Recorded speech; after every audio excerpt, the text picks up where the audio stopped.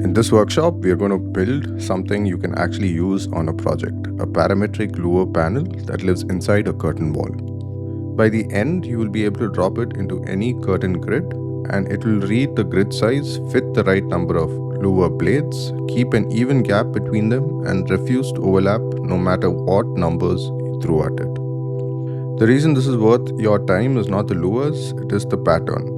Reading a hose size, arraying a part across it, and protecting the geometry from bad input is the exact same pattern behind fins, shading screens, and perforated panels. Learn it on louvers and you can build all of them. One idea will come up again and again, so hold on to it from the start.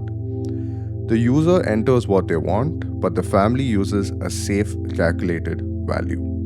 We never trust the raw input. We check it and we fall back when we have to.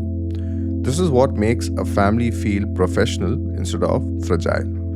So open Revit and let us start by understanding how all the pieces fit together before we draw a single line.